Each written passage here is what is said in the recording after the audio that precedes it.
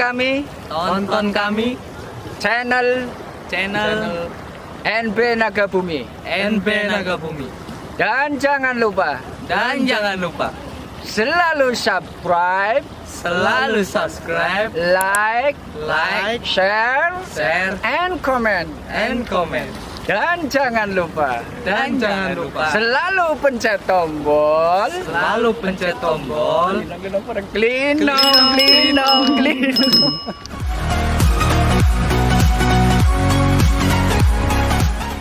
Satu. Ya, assalamualaikum warahmatullahi wabarakatuh. A'udzubillah, bismillah, alhamdulillah. Wassalatu wassalamu ala rasulillah wa ala alihi wa ashabihi wa bawalah. Wala hawla wala quwata illa billah. Amma ba'dah. Sahabat-sahabat Naga Bumi semua, sore ini saya berada di pantai utara Tegal. Anda bisa lihat sendiri ya. Ini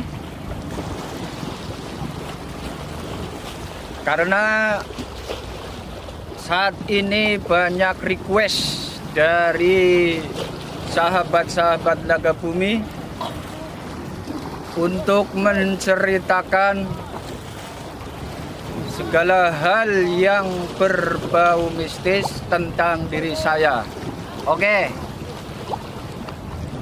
Saat ini saya akan mengangkat cerita, yaitu kejadian ini sekitar tahun 1999 ya. Saat itu saya sedang memancing ya. Seperti sahabat-sahabat ketahui bahwa saya memang hobinya itu memancing ya. Jadi banyak hal-hal misteri yang saya sering lihat ketika saya memancing dimanapun lokasi berada. Maka cerita ini saya awali dari pantai Pai itu di situ. Pantai alam indah, betul ya? Nah, ketika saya sedang mancing di lokasi itu,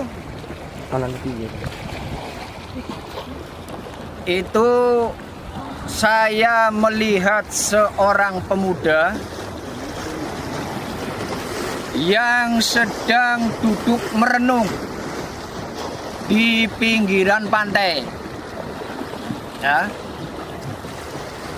Kalau nggak salah itu namanya waktu itu Roni. Ya betul, Mas Roni. Ketika saya sedang enak-enaknya memancing, itu Mas Roni itu yang sedang duduk melamun di pinggir pantai ya, itu oleng dia, kayak kesurupan dia. Nah kemudian saya tinggalkan mancing saya menolong Roni itu tadi. Nah ketika Roni itu saya tulungi, dia malah seperti belakang, seperti orang gila itu. Seperti orang gila. Ngomongnya itu udah mendem dia, serang-serangan. Tidak jelas. Itu satu kata yang paling saya ingat saat itu Roni selalu bilang gini, saya mau jadi nganten, saya mau jadi penganten gitu loh. Itu terus yang dia ucapkan. Jadi gromnyahnya itu dua kata itu, yaitu saya mau jadi penganten, saya mau jadi penganten. Itu terus sampai hampir berapa jam itu. Lama itu saat itu. Kalau tidak salah itu hampir 1 jam lebih itu. Nah, sementara di lokasi itu nggak ada orang lain kecuali saya dan Roni yang tadi merenung. Wah, ini kalau begini berat ini saya menolong dia. Nah, kemudian seperti biasa itu sukma saya itu saya loloskan. Sukma saya itu saya loloskan, lepas dari tubuh saya. Tubuh saya totok semua biar tidak ada yang masuk. Kemudian saya menjumpai Roni. Ternyata Roni di situ sudah tidak ada lagi.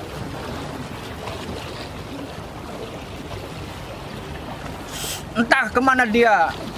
Nah, saya ingatkan kepada sahabat-sahabat semua, bro semua yang berada di lokasi Pantai Alam Indah PAI ya. Ketika itu saya lihat alam gaibnya di situ. Saya lihat di situ. Itu ada istana. Ada istana yang megah sekali di situ. Di alam gaibnya. Nah, kemudian saya masuk ke alam situ. Ke istana itu saya masuk. Saya cari di mana Roni berada. Nah, ketika itu istana itu sepi sekali di situ. Hanya ada 2 orang. Itu berpakaian seperti pengawal kerajaan itu, 2 orang itu. Nah, gelagat dari kedua orang itu seakan-akan menyembunyikan sesuatu. Makanya kedua itu saya interogasi dia. Saya interogasi, dia nggak mau, saya hajar semua itu. Dua-duanya tuh. Pingsan semua kedua-duanya. Kemudian saya bangunkan yang satu, saya tanya pada dia. Saya tanya kepada kamu, kalau kamu nggak jawab saya bunuh. Nah, saya bilang begitu. Kemudian dengan terbata-bata, ampun, nggak ada ampun bagi saya. Kalau kamu nggak jawab saya bunuh. Nah, kemudian dia memberi jawaban kepada saya. Jawabannya gini. Itu tadi pemuda yang duduk melamun itu dibawa Rantang Sari. Wah, ini sudah saya dapat titik temu ini. Nah, saya tanya lagi, apa betul kata-kata kamu? Ampun, betul. Dia bilang gitu. Oke, kalau ngomong kamu salah, saya bunuh kamu. Kemudian saya totok dia, biar tidak lari, ya. Nah, saya totok tak. Nah, kemudian saya tanya yang terakhir. Ini Roni dibawa Rantang Sari kemana? Dia langsung jawab, dibawa pergi ke mamanya. Mamanya Rantang Sari siapa? Saya bilang gitu.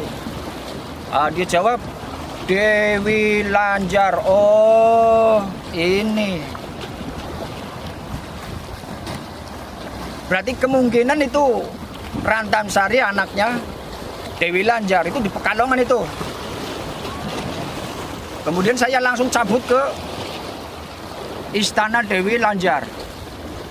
Set, langsung pergi ke arah timur Pekalongan di situ. Bagi Anda yang ahli dalam hal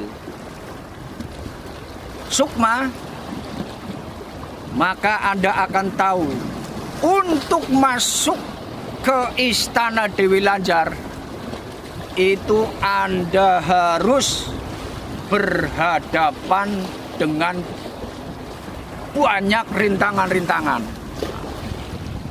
pertama sekali saya masuk ke istana Dewi Lanjar, itu saya harus menghadapi yang namanya itu Segoro Geni itu.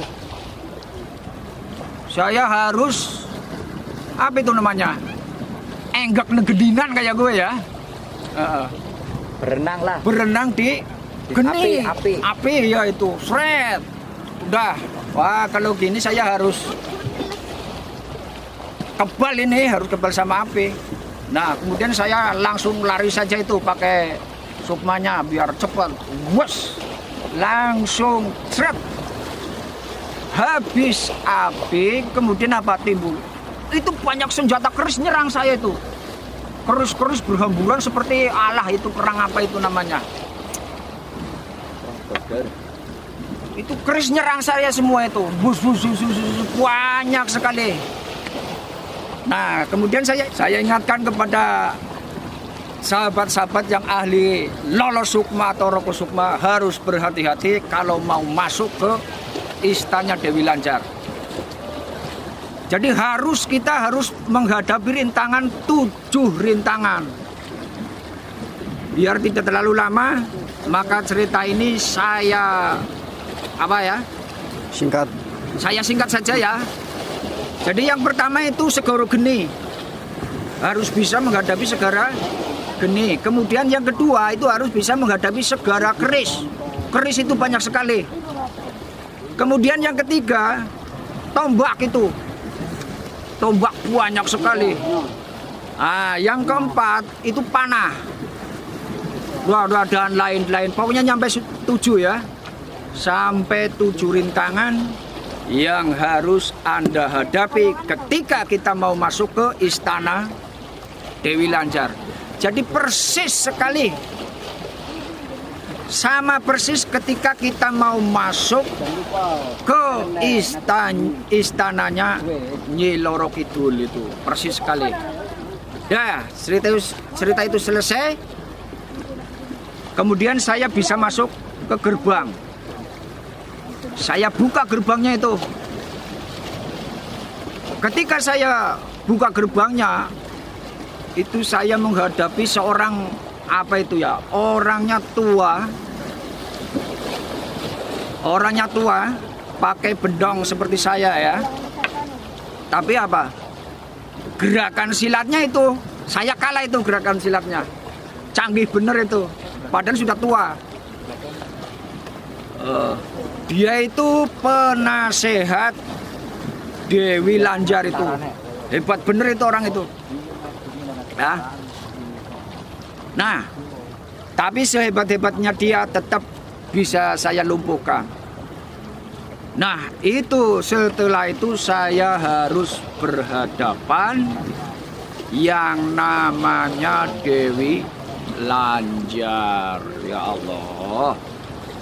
Dia sedang duduk di singgasana menyambut kedatangan saya. Nah, oke. Kalau saya masih diingat-ingat itu ya, wah cantiknya itu Dewi Lanjar luar biasa. Umurnya itu tidak muda, tidak tua. Berarti kayak apa ya umurnya? Kemanggangan. Sekitar umur 35 nyampe 40 ya. Wah itu cantik bener. Waduh ini saya hampir Tergoda. hampir terprovokasi oleh kecantikannya gitu. Hampir terprovokasi oleh kecantikannya. Seperti gitar Spanyol ya. Itu. Wajahnya kalau saya bayangkan, kalau sekarang bisa ketemu, mungkin saya kenal itu. Kayak apa? Kalau di dunia ini bisa nampak, saya kenal itu. Sampai sekarang saya masih kenal wajahnya seperti apa. Rambutnya hitam, ya Allah, pokoknya ayo temen. Tidak bisa dibayangkan kecantikannya. Nah,